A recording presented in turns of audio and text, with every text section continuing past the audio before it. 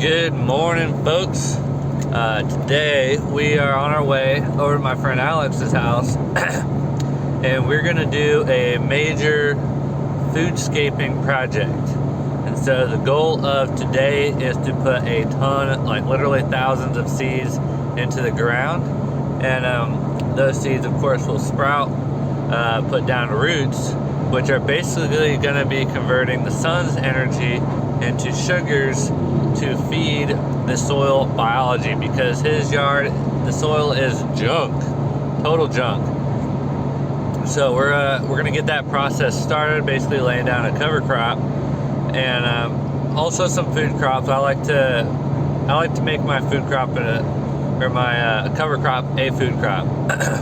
So we're basically going to be starting from ground zero on this project, because the soil is extremely poor, very sandy, doesn't hold water. So this is a really tough situation that really most Floridians face. A lot of people say you can't garden in Florida, you can't produce anything in Florida. Well, that's not true. The fact is you can, and you can do it in sand, but there's some stuff you got to do first. And so, and if you want a yield, this season, you're going to have to bring in soil. This isn't an overnight process. So we're going to get the ball rolling on that, and that ball should just gain momentum over time. And so we will be bringing in some soil. Fortunately, there is a place that takes all your yard waste and makes compost with it, and that's free to the public, which is amazing. So we're gonna load up the truck with maybe a yard and a half. That's probably all we'll need. So we're gonna do some melon pits, some squash pits, sweet potatoes, and really we're just trying to cover the ground at this point. Cover the ground, get roots in the ground, because right now, last time I saw it was bare sand. Nothing was growing in it. I was like, this is terrible. I think he might have had a cactus there. So we're literally starting off with a tropical desert, or a subtropical desert. All right, folks, I have arrived at the project for today. Wait, this is junk. All right, step one. Getting soil fertility. Get somebody else to shovel it into your truck. Nice. All right, one minute I gotta talk about this soil. All right, looks a lot like mulch, but it's really partially composted, which isn't bad, because these bigger pieces are when it rains, they're gonna float to the top. I guess they're more buoyant or whatever. Here's your explanation. I was telling Alex, he's like, why?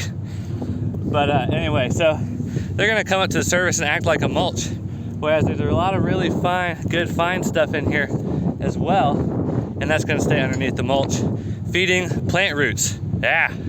All right, strapping young man digging some holes. Feel like you're in the movie or something, movie holes? Yeah. I just want to see the lizards. All right, no lizards, but I'm gonna show you. Here's my deal. I'm gonna dig it as big as I want my watermelons to be, which obviously is huge.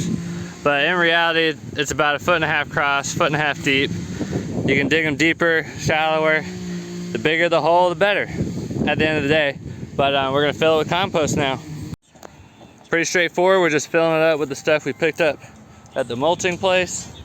This is basically what a finished piece is gonna look like, except we're gonna take out the bigger chunks, put them to the side, and we're just gonna be planting into this finer stuff. And ideally these roots are gonna find their way into the soil. So very simple, very cheap. We've only spent like $15 so far. All right, folks, we're just making 5 holes because we got 5 different kinds of watermelons, and that's what we're planning. Just put them in the holes, load them up. May the best watermelon grow. All right, folks, next we got sweet potatoes. So this is, if you're in Florida, this is the #1 easiest thing in the world to grow. So we've got some organic matter in here. It's very well drained, and we're just gonna cover that over.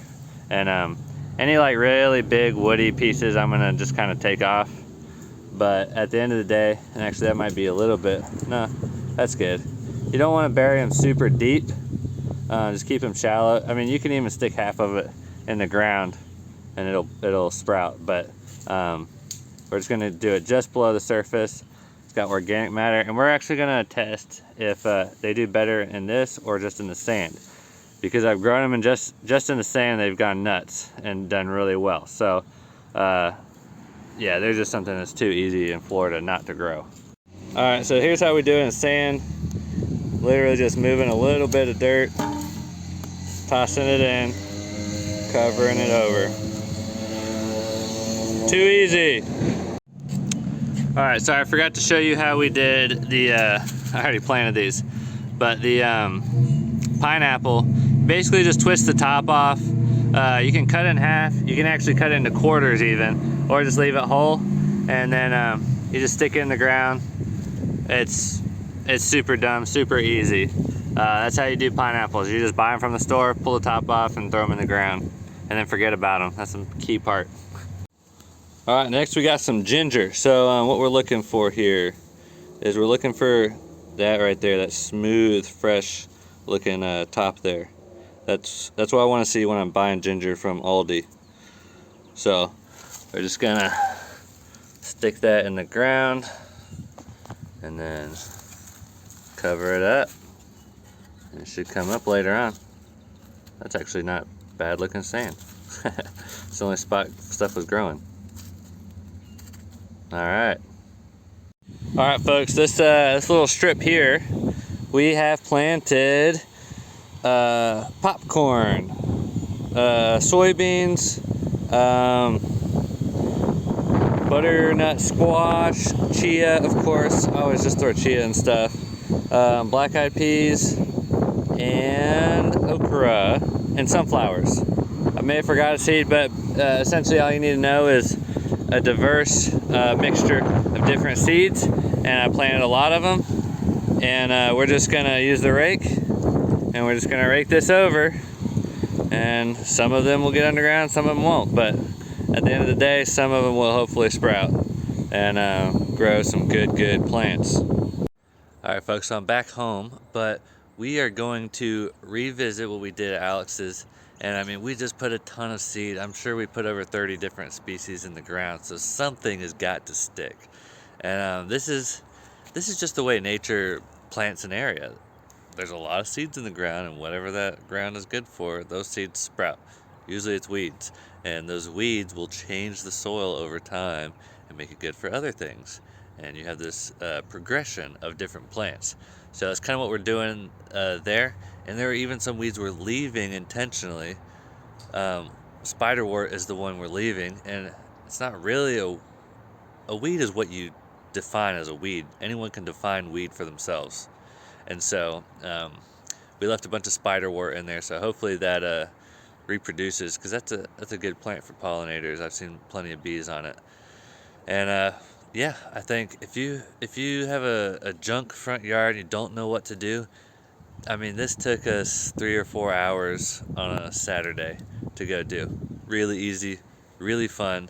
Get some friends together, start digging holes, and yeah, it's fun. All right, have a great day.